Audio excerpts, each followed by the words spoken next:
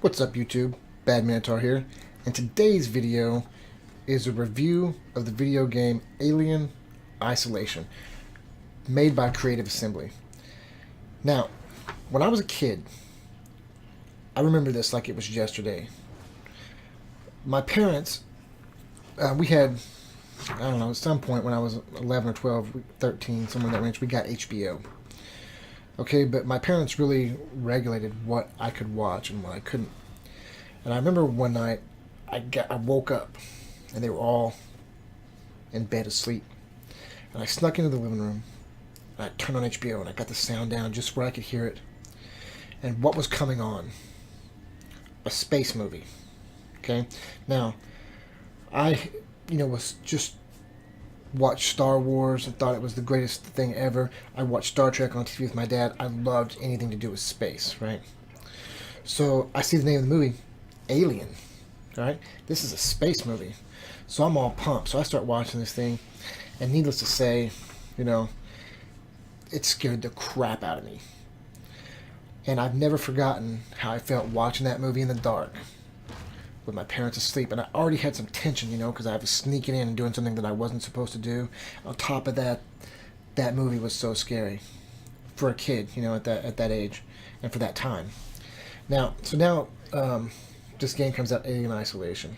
Now, there had been a previous game on the Xbox 360 called Alien Colonial Marines that was terrible. I'm not even going to, it was just terrible. So, I had a lot of hopes for Alien Isolation, but I also was approaching it with some, with some skepticism because I've been let down by the previous Alien games. Now, the basic story for the new game is you are Amanda Ripley, which is Ellen Ripley's daughter. And the Nostromo has been lost, and now the flight recorder has been recovered and taken to a space station, and you're given the opportunity to join the expedition to the space station to recover the flight recorder of the Nostromo for the company. That's the basic storyline. Now, Sevastopol, that's the name of the space station that the flight recorder's on. So I want to talk about the look of the game.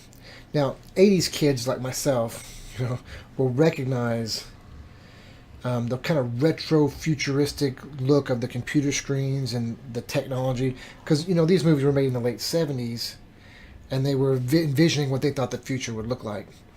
Of course, now that futuristic stuff looks even outdated to us from this time, but I thought it was a really interesting and cool thing that they did by going back and using that same retro futuristic look that they had in the original Alien movies. It set everything perfect. The looks of the ship, everything just takes you back to exactly what the atmosphere was like in the original movies. And the music, man, it sets the mood perfectly. Scary as hell. The game, we all know at this point what a xenomorph looks like. We've seen all the Alien movies. We've seen Alien vs. Predator, and they've kind of boiled it down to like an action-y type thing and sort of lost the horror aspect from the very original. But this takes you right back to it. Even though we all know what xenomorphs look like, it still will scare the crap out of you. Now, I'm sorry if I keep glancing down. I have my notes down here so I don't forget anything. Here's another thing about this game. It's freaking hard. Okay? You are going to die a lot. Unless you're really, really good at this kind of game, because I wasn't. I literally spent 25 hours playing the main storyline, and I bet I died 100 times. It will frustrate you, but here's the thing. I don't know if you could count like being scared. This is a fun game. It is tough, I'm not going to lie, but it's worth it. Now, the stealth in this game has real dread.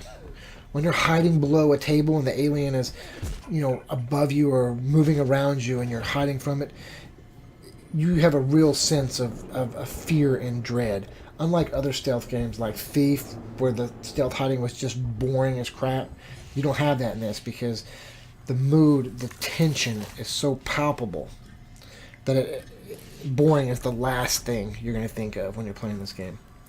Now, let's see. Not only do you have to contend with the alien, but you also have to contend with other humans on the space station. When the space station has been thrown into utter chaos by the presence of the alien. All social systems on the station are broken down. The main computer has gone haywire. It has these working Joes, which are like a Walmart brand of Android, the discount brand Android, and they're creepy as hell. No wonder the things their manufacturers going out of business. No one wants to buy something that's going to creep them out like those things are. Anyway, those things are malfunctioning and they're killing people. So you got to deal with people that are trying to survive and will kill you to do it. You have to contend with the alien. You have to contend with the working Joes. Now, here's another thing. This game will give you your money's worth. I several times I call it the game that never ends. Every time I think I was at the final thing, I'm not. There's more. And then there's more. And then you think you're at the end again, and then there's more. You will definitely get your dollar's worth out of this game. Now, let's talk about the voice acting for a moment in the game. It's just okay. It's not superb. Superb to me was The Last of Us, the voice acting. Superb to me was Tomb Raider the Definitive Edition, that had outstanding voice acting. In this game, it's just okay. It's passable.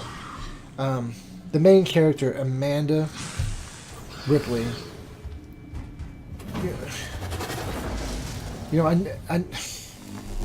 she wasn't that likable to me. You're actually playing as her the whole game, and sometimes I would even forget that I was playing as her, and I would just think I'm playing as me.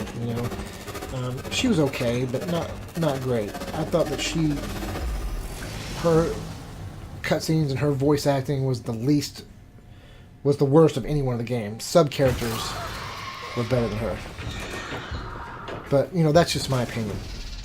Now the ending, to me, it was a little anticlimactic, but I'm not saying that was a bad thing, because I'm going to be honest with you, I was so exhausted from all the tension and the fear and the mood and the music through the whole thing that I was actually relieved at the ending. And it sort of set you up for like a sequel, which may satisfy some, may not satisfy others. But I really enjoyed the game. I really enjoyed the game. There's some add-on material. I bought the Nostromo edition, which came with an add-on, a free downloadable add-on called Crew Expendable, which really was only a little side mission that lasted 30 minutes. And it has nothing to do with the main story. It just takes you back to the original Nostromo, and you play a little part of that.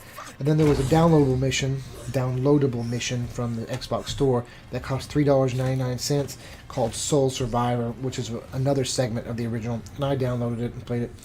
Both of those together were at about an hour of game time. And if you didn't get the Nostromo edition, I believe that you can download the Crew Expendable for $3.99 as well. But if you buy them both, you're basically looking at $8 for 1 hour's worth of play, which you can totally skip. Or if you're a diehard fan like me, you can download that. Anyway, now time for my final score. I'm going to give this game a solid 7 out of 10. Very entertaining, very good. It was a little long. Sometimes I kept feeling like the game should have been over already, and it just kept going. Now, some people may like that, and I did, but some people might not like that, and they might think it's too long.